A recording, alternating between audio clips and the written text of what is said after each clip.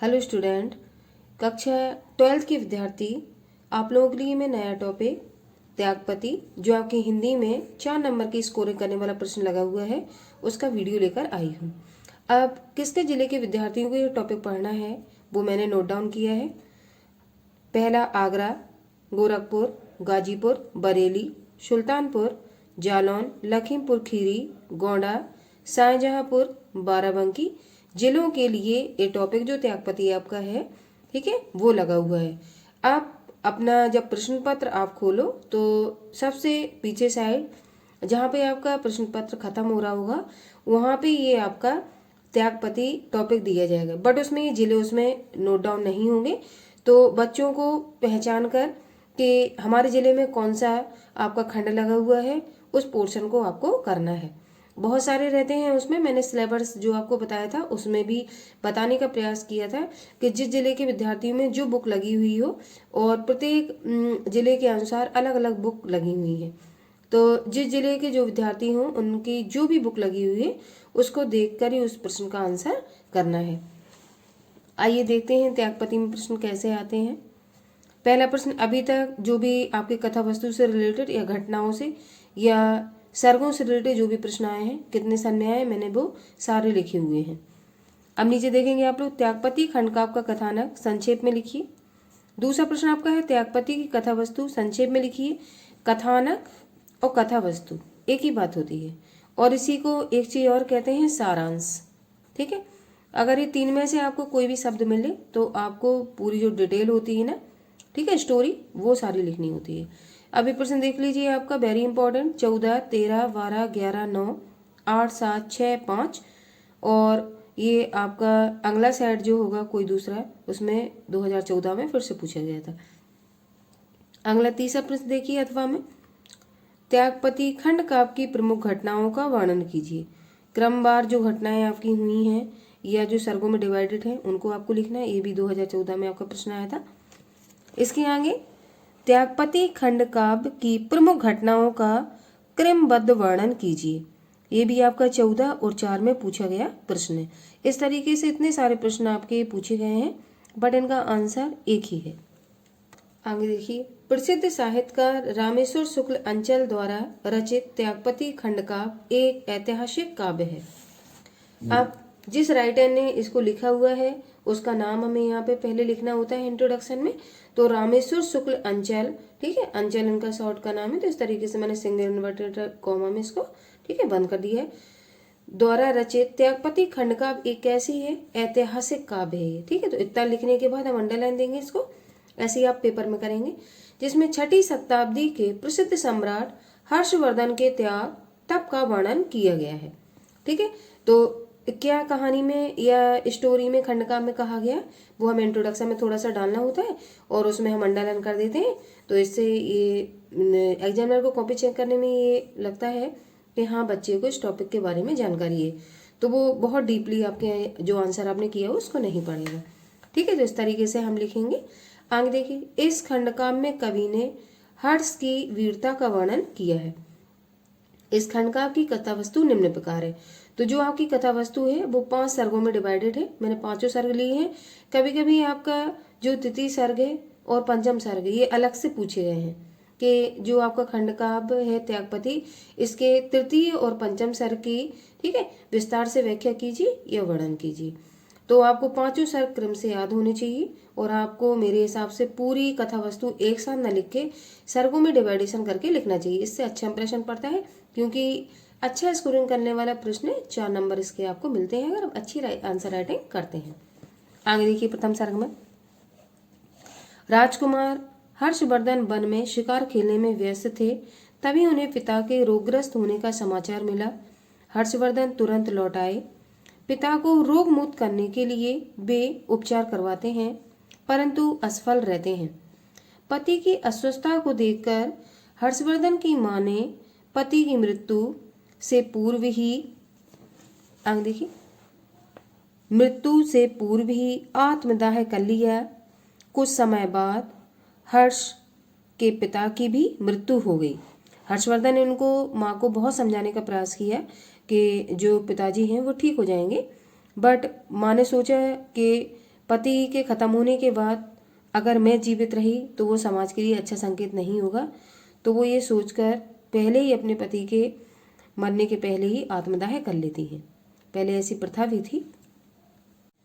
अब हेडिंग द्वितीय सर्ग में क्या हुआ था देखिए। पिता की मृत्यु का समाचार सुनकर राजवर्धन भी अपने नगर लौट आए। राजवर्धन जो थे वो उनके बड़े भाई थे हर्षवर्धन के, ठीक है, वो भी युद्ध के लिए गए हुए थे। तभी हर्षवर्धन की छोटी बहन राजश्री को मालवराज ने बंदी बना लिया। मालवराज इनका शत्रु था तथा उसके पति ग्रहवर्मन को मार डाला। किसके पति? जो राजश्री थी उसके पति को।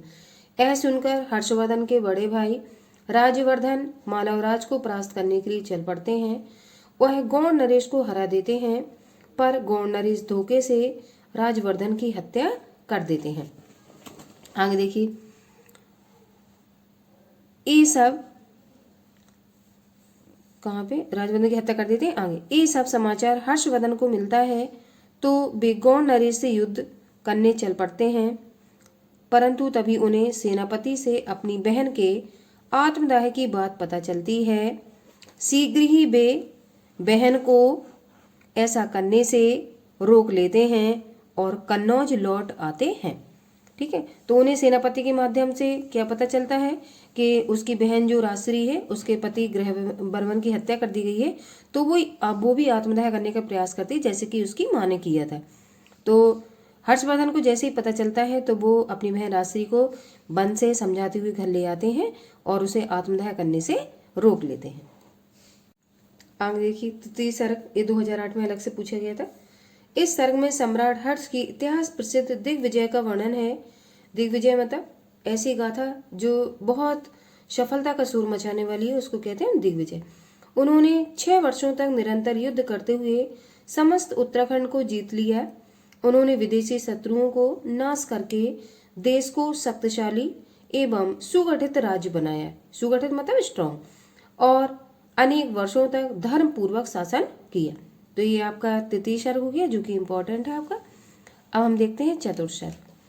चतुर्थ सर्ग में, इस सर्ग में राजश्री, हर्ष और आचार्य दिवाकर के वार्तालाप का वर्णन किया है। तो जहां जहां जो भी टॉपिक देखो आपके शुरुआत में लगी हुई किस चीज के ऊपर बात की गई है वहां आपको अंडरलाइन देना। जैसे कि देखो मैंने ऊपर दिया हुआ है।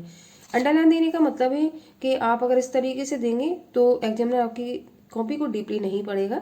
यही अंडरलाइन को देखते हुए वो आपको अच्छी स्कोरिंग, ठीक है, देगा।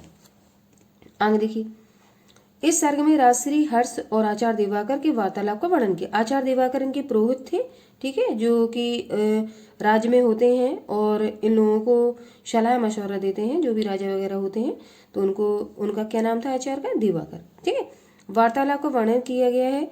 यद्यपि राजश्री अपने भाई के साथ कन्नौज के राज की संयुक्त रूप से शासका थी, वह भिक्षुणी बनना चाहती थी, ठीक है। वह कहती है कि मैं राज्य नहीं संभालना चाहती हूँ और मैं भिक्षा मांगने का कार्य करूंगी। लेकिन आचार्य दिवाकर और जो आपके हर्षवर्धन है वे दोनों उनको समझाने का प्रयास करते हैं और कहते हैं कि भिक्षुणी बनने से अच्छा है कि तुम मानव की सेवा में लग जाओ, इससे तुम्हारा भी मन लगेगा और मानव कल्याण में जो भी आप कार्य करोगे उससे मानव समाज की भलाई भी होगी। तो वो बात राजश्री को समझ में आ जाती है और वो ऐसा ही करती हैं। आगे देखिए, वह भिक्षुणी बनना चाहती हैं परंतु हर्ष इसके लिए तैयार नहीं थे। बाद में आचार्य दिवाकर ने राजश्री को मानव कल्याण में लगने का उपदेश दिया। उनके उपदेश से प्रभावित होकर वे मानव सेवा में लग गई। कौन? राजश्री। यहीं पे आपका चतुर्थ सर्ग खत्म हो जाता है। अब आगे देखिए पंचम सर्ग, ये इंपॉर्टेंट है, 2012 और 10 में पूछा गया है।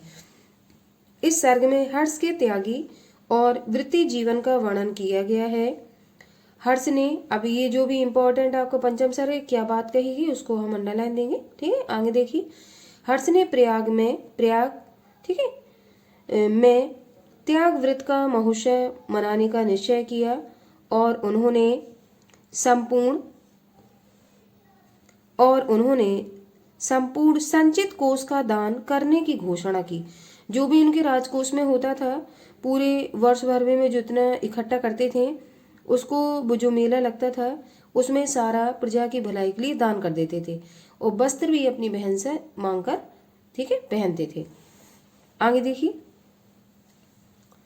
आगे देखिए, हर्ष ने प्रयाग में त्याग व्रत का महोत्सव मनाने का निश्चय किया और उन्होंने संपूर्ण संचित कोष को दान करने की घोषणा की। प्रतिवर्ष माघ के महीने में त्रिवेणी तट पर विशाल मेला लगता था। इस अवसर पर प्रति 5वें वर्ष हर्षवर्धन अपना सर्वस्व दान कर देते थे। सर्वस्व माने सभी कुछ जो भी वो ठीक है कमाते थे या राजकोष में संचित करते थे।